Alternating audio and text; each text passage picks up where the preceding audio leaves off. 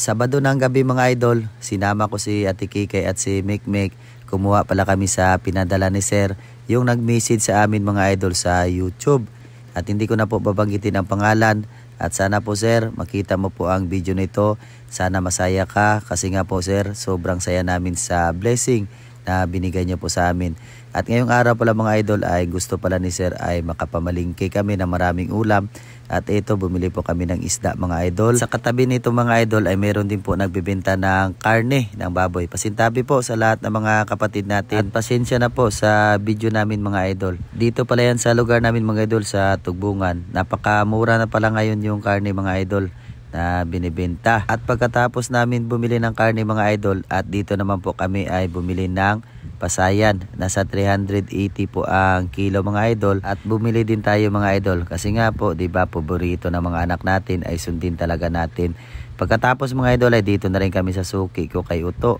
Bumili ng karne ng manok at sa katabi ni Uto mga idol sa harap ng simbahan andyan po si ate. Diyan din po kami parati mga idol bumibili sa kanya kasi mura na at may sobra pa. Pagkatapos dumaan po kami dito ay bumili ng pan. Sobrang dami talaga mga idol. At ito na po yung nabili namin mga idol, ang lahat-lahat po. Baka isipin nyo po mga idol na nanghingi po tayo kay Sir.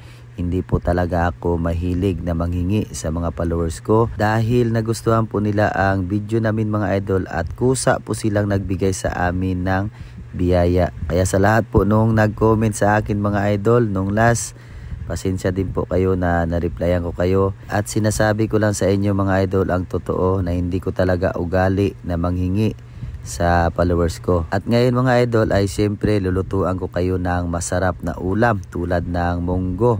Sinangkutsa ko muna mga idol yung karne ng baboy natin at nilagyan ko pala yan ng paminta at tanglad para matanggal din po yung lansa. At ito po yung gulay na gagamitin natin sa munggo natin mga idol. Simple lang, talong lang yan at saka okra. Pagkatapos merong alugbati. Masarap sana ito mga idol pag meron pa po tayong malunggay. Ganyan lang din po kalaki ang paggayad ko sa mga Ricardo mga idol. Maraming salamat pala sa panonood Sir Dante Sevinyo taga Cavite. At salamat din sa suporta mo Sir Brad, Riz J, Zam Kobe at kay Idol Dexter Jane. Yan, samahan mo ko dito Sir pag himay-himay ng mga gulay. Shout out po sa inyong lahat mga idol. Maraming salamat. Habang nagagaya tayo mga idol, andyan din yung pamilya ko, yung mag-ina ko sa katabi ko, nanonood po sila sa amin. Siyempre ang cameraman ko ay si Ate Gwin. At ayan, natapos na rin po tayo sa paggayad mga idol. Binalikan ko yung aking niluluto. At ito, tingnan po ninyo mga idol. At hintayin natin yan siya na magkukulay brown. Pagka kulay brown mga idol, dito na po ako naglagay ng lamas. Simple lang, kamatis, bawang, luya at sibuyas. Masarap mga idol kapag ganyan din po ang gawin nyo sa luto ng munggo. Nakadepende po sa atin kasi ginanyan ko mga idol ang estilo. At dahil gusto rin matuto ni Mikmik mga idol ay siya na rin po yung naglagay sa munggo. At pinahalo ko na rin po sa kanya mga idol ng dahan-dahan. Tapos ako na rin naglagay ng okra at talong po mga idol. At maraming salamat pala sa mga baguhan followers namin dyan. Welcome na welcome po kayo dito sa page namin. At sa lahat ng mga OFW, maraming salamat po sa suporta ninyo palagi sa mga video namin. At sa Trabador ng Pinas, kagaya ko, lagi po tayo mag-ingat mga idol. At ngayon mga idol ay ito na po ang resulta. At sakto na po, luto na lahat ang gulay at yung karne na sinangkutsa natin. Tingnan po ninyo mga idol, napakabango. Naamoy talaga ni Mrs. habang nagsasandok siya sa ulam namin. At ngayon, kain tayong lahat mga idol. Magdasal na rin tayo mga idol. The name, the Father, the Son, the Holy Spirit. Amen. Lord, salamat sa pagkaon na grasya manggatag sa mga anak na po naghatag si Sir sa mga Lord. Salamat.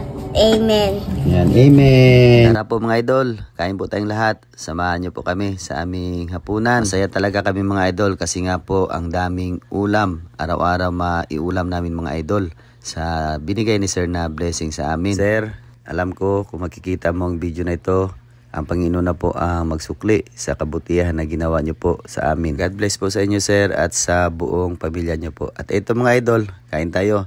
Sarap talaga ang okra. Ito po, paborito ko po yan mga idol. Subukan yung lutuin mga idol ang ganitong ulam at sama-sama kayo sa pagkainan ng buong pamilya nyo. Ay sobrang saya, nakakagaan sa pakiramdam. Nabusog na rin kami lahat mga idol. Hanggang dito na lang po yung video namin. Maraming salamat sa panonood. Pakipollow na rin po mga idol at pakishare ng video namin. Salamat, God bless.